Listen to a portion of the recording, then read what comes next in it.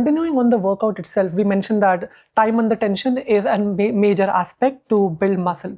But is the number of days that you're working out an important factor too? Because you tend to hit the gym like, I had a belief that you have to go like 7 days a week to build muscle. And whenever you take a rest day, you do feel guilty about it. Oh, 100%. How do you deal with that aspect? How many times a week should a woman work out for optimal health? Well, I would say, you know, because it really depends from individual to individual. Our lifestyles can get very hectic, right? So for some people, 7 days a week is not realistic at all. And that's okay, right? We don't have to be doing that. I mean, exercise and health and fitness, once you start reaping the benefits, it gets addicting. So I could see how people want to go more, and that's fantastic. But some lifestyles don't allow it, and I get it. And it doesn't have to be a workout in the gym. It could be something active that you do outdoors, right?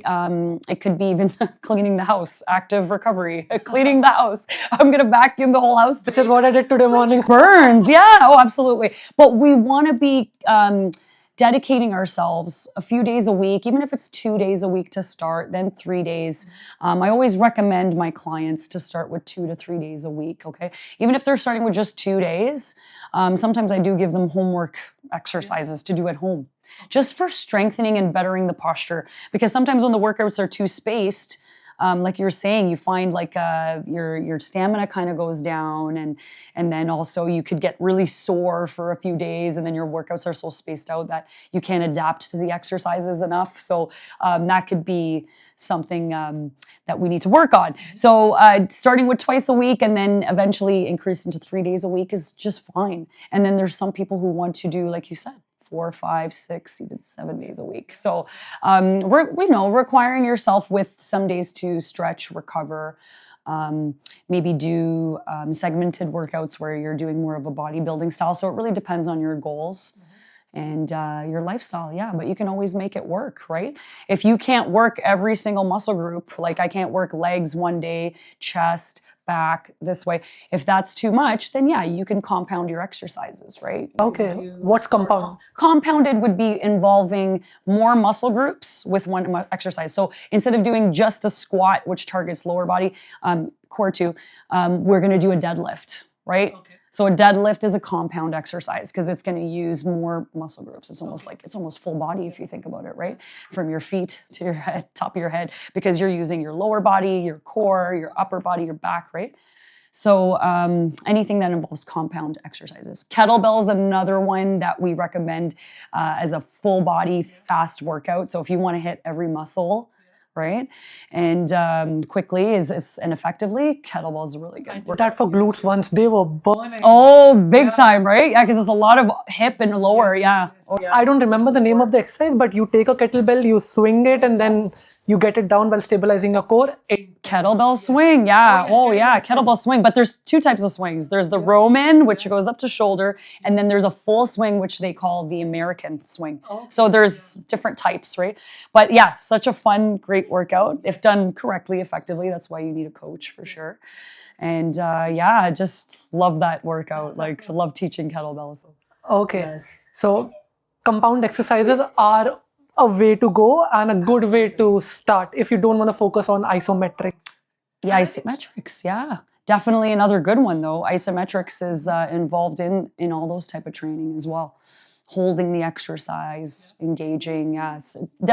Many ways that you can change up your workout to make it fun too, right? And to challenge the body so it doesn't plateau and you don't feel like you're not, you know, getting any more results, right? Okay. Moving to the next step. Oh yeah, my kids are in the background here, right? That's it, right? Like sometimes bringing your kids even to a podcast, right? It's the way I go, mama on the go. Super mamas, we gotta be super mamas. So we have her on the podcast and her kids too. Yeah. Oh my goodness. Okay.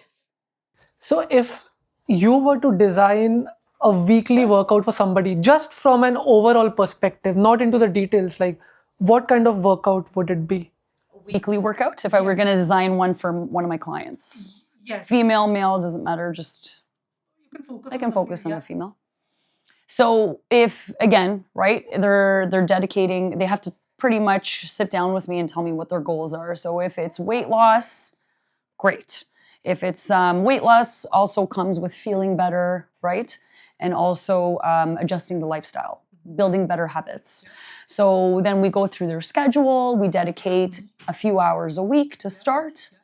And that's how we start, right? And even I will give them tips on what to start with, but you never want to set yourself up for failure. So if you take on too much, and that's our problem today, I think we just, even being a mom especially, we take on too much, and sometimes we take on too much too soon. And then we get overwhelmed, and then what happens? Crash, right? So I always tell moms, especially, don't beat yourself up about it if you have especially a newborn baby or young ones at home.